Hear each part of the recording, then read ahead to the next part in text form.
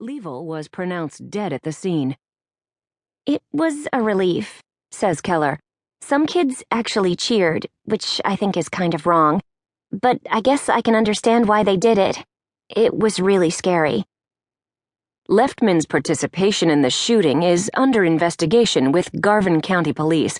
Leftman's family could not be reached for comment, and police will only divulge that they're very interested in speaking with her at this time.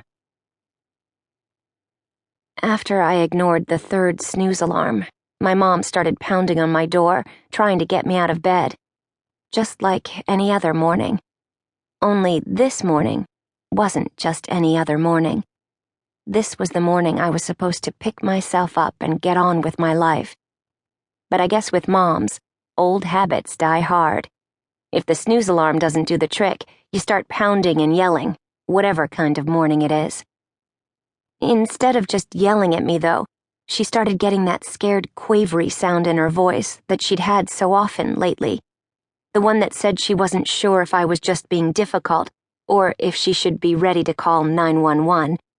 "Valerie?" she kept pleading. "You have to get up now. The school is being very lenient letting you back in. Don't blow it your first day back." Like I would be happy about going back to school. About stepping back into those haunted halls. Into the commons, where the world as I knew it had crashed to an end last May. Like I hadn't been having nightmares about that place every single night and waking up sweaty, crying, totally relieved to be in my room again where things were safe. The school couldn't decide if I was hero or villain, and I guess I couldn't blame them. I was having a hard time deciding that myself. Was I the bad guy who set into motion the plan to mow down half my school, or the hero who sacrificed herself to end the killing? Some days, I felt like both.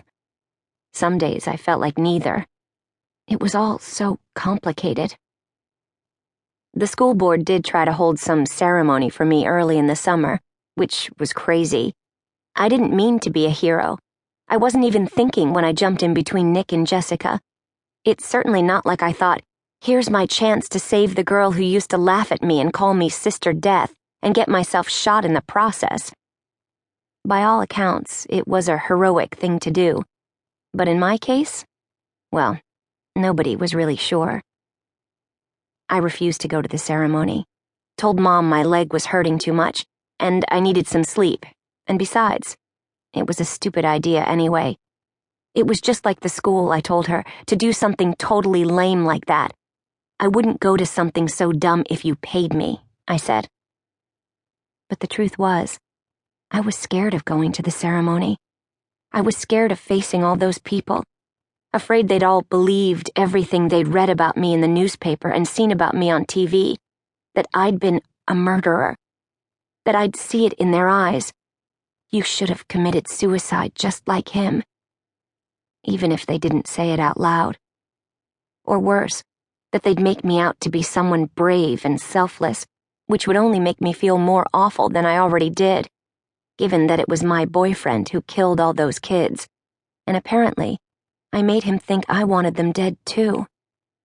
Not to mention I was the idiot who had no idea that the guy I loved was going to shoot up the school, even though he basically told me so, like, every day.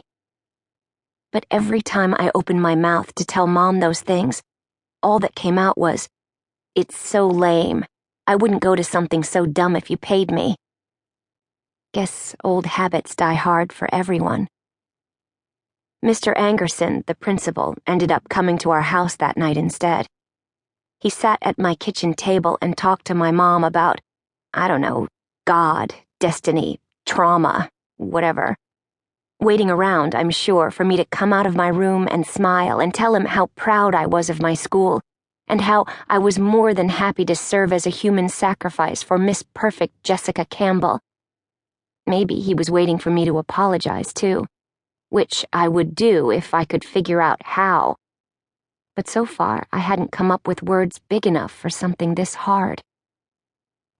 When Mr. Angerson was in the kitchen waiting for me, I turned up my music and crawled deeper in my sheets and let him sit there. I never came out, not even